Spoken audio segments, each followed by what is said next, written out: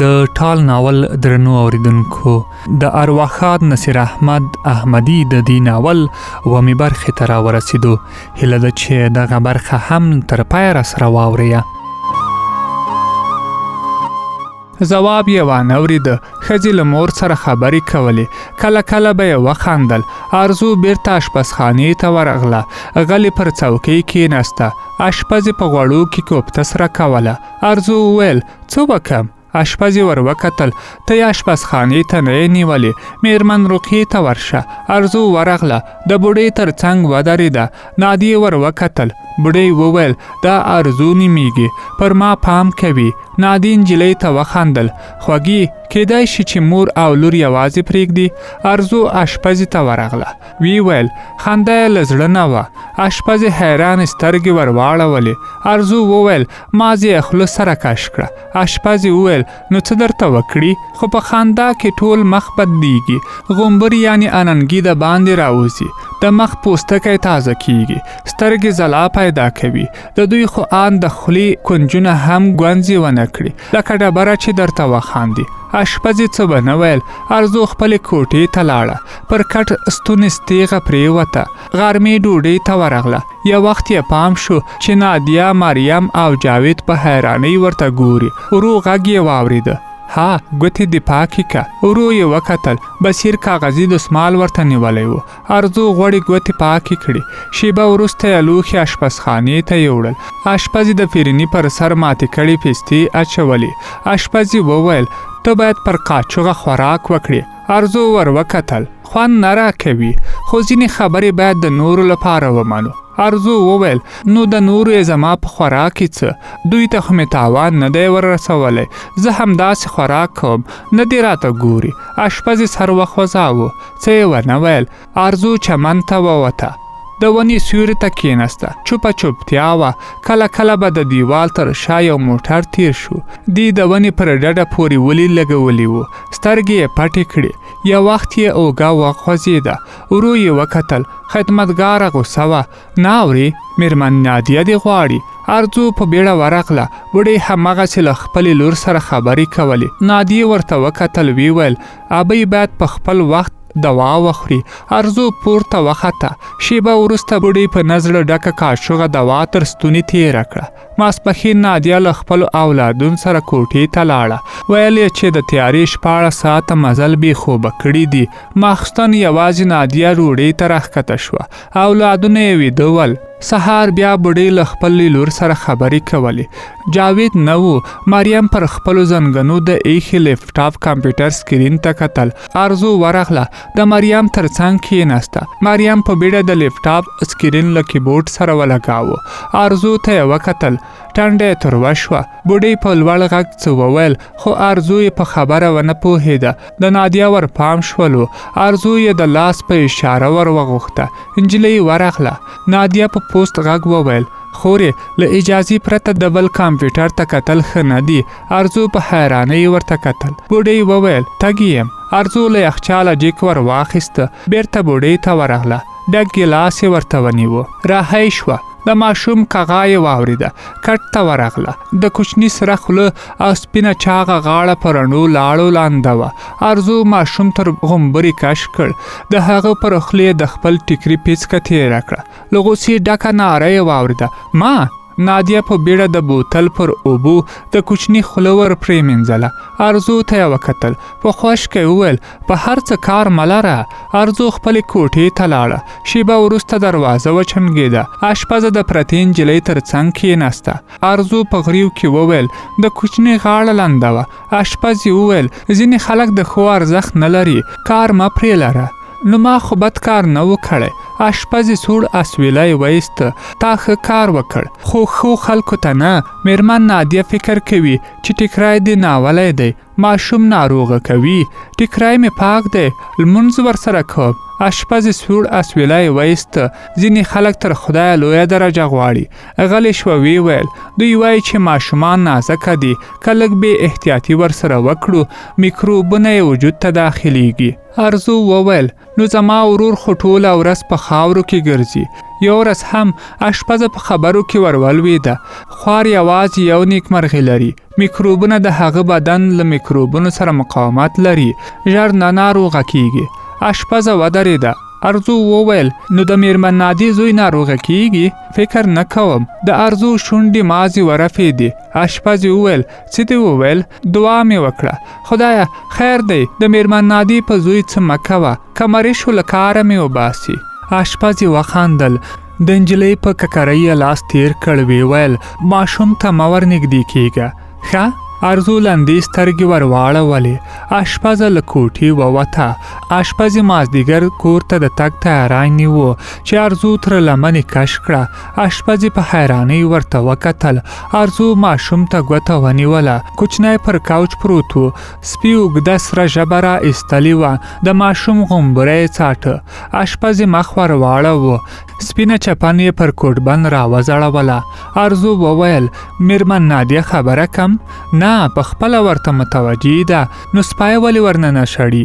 اشپزې له خپلو ویښتو شنه پلاستیکي کڅوړه خلاصه کړه. ارزو وویل زه تر سپي مردار خوره یم؟ اشپزې ټیکری ور واخیست. ورو یې وویل دوی وایي چې سپی واکسین شوی دی، لاړې یې څوک نه ناروغه کوي، خو ما هم څو واکسینونه لګولي دي. ها مړ ته مې وګوره. اشپزه په خبره کې ور ولوېده. زه باید لاړه شم. پر میز ایښی د اوږې بکس یې ور واخیست.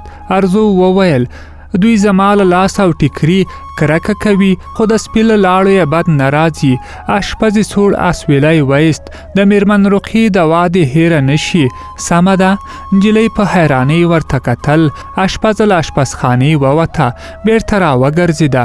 ارزو ته یې وویل پر دو شیانو کار مه لره، سپی او ماشوم. ارزو کوټې ته لاړه. سترګې یې رډې را وختې. جاوید پر کټ ناست و. موبایل ته یې کتل. ارزو ژر له کوټبند خپل کمیس او پرتوګ خلاص کړل. په خوشکۍ وویل ته دلته څه کوي؟ جاوید په حیرانۍ ورته وکتل. ارزو چغه کړه واوځه. د بوډۍ غږ یې واورېده. څه خبره ده؟ ارزو خپلې جامې سره ټولې کړې. سالون ته ور ووته. بوډۍ په حیرانۍ ورته کتل. ارزو وویل دای زما په کوټه کې څه کوي؟ نادي وویل څوک؟ جاوید.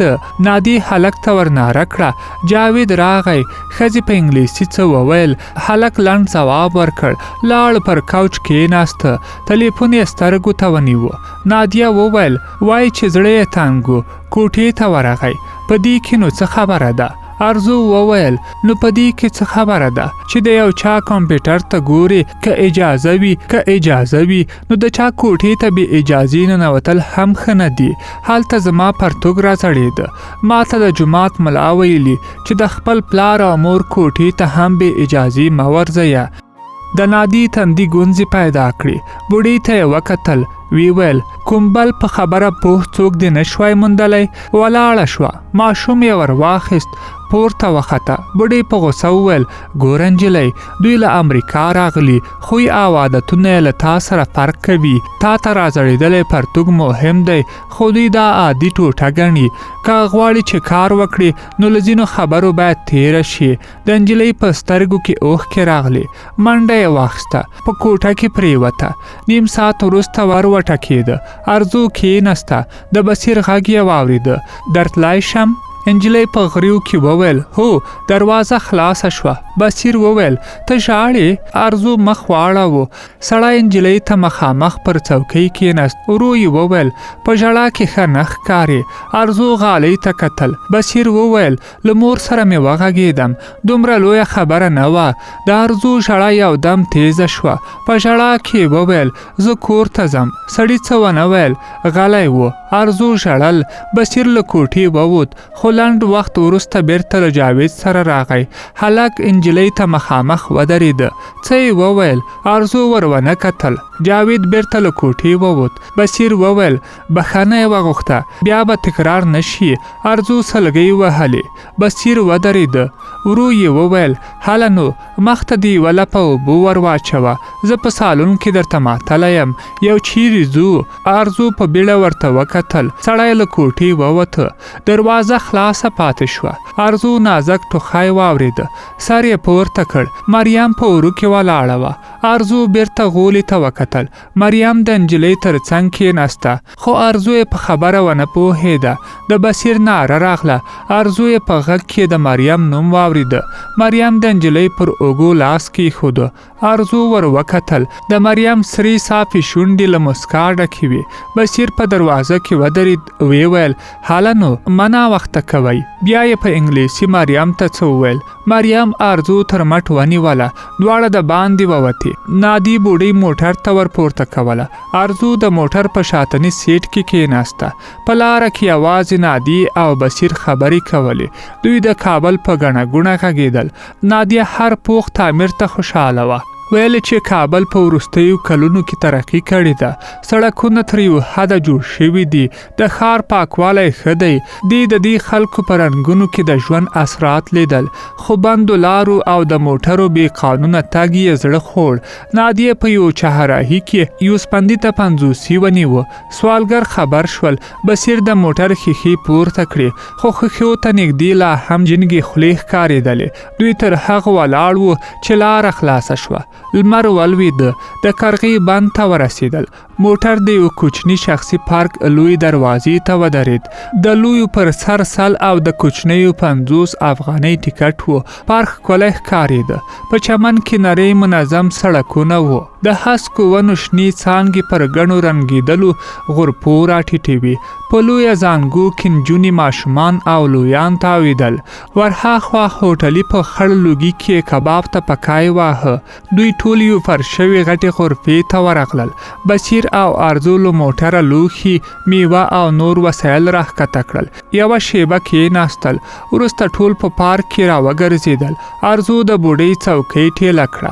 دې په لومړي ځل دومره ډېرې اوبه ولیدلې. اوبه د پارک د سمنټي دیوالونو ژۍ ته را رسېدلې وې. مریم او جاوید عکسونه اخیستل. شیبه وروسته په غرفو او چمن کې ګروپونه ولګېدل. ارزو او بصیر بیرته غرفې ته لاړل. بصیر د هوټل شاګرد ته اشاره وکړه. راغی. بصیر د غازو ډبه وغوښته. د کړایي او کباب فرمایش یې ورکړ. د شاګرد په خبره د خوراک تیارېده 40 دقیقې وخت نیوه. چایو ته ټول سره راټول شول، خو تر ډوډۍ مخکې مریم او جاوید په زانګو کې سپرېدل غوښتل. نادیه له هغوی سره لاړه. بوډۍ د ارزو په مرسته شنې کټارې ته نږدې اوبو ته ودرېده. ماشوم له بصیر سره پاتې شو. نږدې موټري کښتۍ راتاو شوه. موجونه څنډې ته راغلل. په اوبو کې د ګروپونو سپینې او ژیړې رڼاوې سره ګډې شوې. ارزو د بوډۍ څوکۍ ته نږدې ودرېده. بوډۍ ور ونه کتل. نجلۍ همالته پر کټاره خپله زنه ولګوله. اسمان ته یې کتل. ستوري دپ ول. ښه شیبه ووته. ارزو شاته وکتل. بصیر سلاته جوړوله. نجلۍ یودم منډه کړه. د ګاز له سره یې دیګ ور پورته کړ. دیګ کوږ شو، خو تر چمنه ورسېد. بصیر په بیړه اول نجلۍ او بیا ماشوم ته وکتل. ماشوم د تخت پر سر د ګاز پر بله ډبه پښه ایښې وه. تر د مخکې ارزو ور ورسېده. د ګاز ډبه یې له تخته ښکته کړه. خپلې ګوتې یې خولې ته ور وړې. څو ځله یې ور پوک کړل. بصیر په بیړه ورغی. د نجلۍ غبرګ لاسونه یې په خپلو لاسونو کې ونیول. د ارزو د دواړو لاسونو ګوتې تکې سرې وي. بصیر د اوبو بوتل ور واخیست. د نجلۍ له لاسونو رڼې اوبه تویې شوې. بصیر په خوابدي غږ وویل ټول زما له لاسه. د ارزو شونډې وخوځېدې. کوچنی دی، رغړي، خو ما باید د ګاز ډبه پر تخت نه وای ایښې. له لرې د بوډۍ غږ راغی. څه خبره ده؟ ما درولې. ارزو ګام واخیسته، خو بصیر ترې مخکې شو. بوډۍ تخت ته نږدې راوسته. د ارزو لاسونه یې ونیول. د نجلۍ ګوتې تڼاکې وي. بصیر خپلې مور ته وکتل. ابۍ، پر ماشوم پام کوه. راځم. بوډۍ حیران سترګې ور واړولې. بصیر کاږلې کورتۍ واغوسته. ارزو ته یې وکتل. هله نو، شاید نږدې کوم ډاکټر پیدا کړو. ارزو خوله جینګه کړه. نه ځم، په خپله ښه کېږي. بوډۍ وویل څه خبره ده؟ بصیر ارزو تر مټ ونیوله. نجلۍ د تخت پایې ته لاس ور وغځاوه. نه ځم. بصیر ورو وویل دا تڼاکې دې وروسته ځوروي. درنو دوستانو د ناول وامه برخه مو همدلته پای ته رسیږي. هیله ده چې په نورو برخو کې له موږ سره پاتې شئ.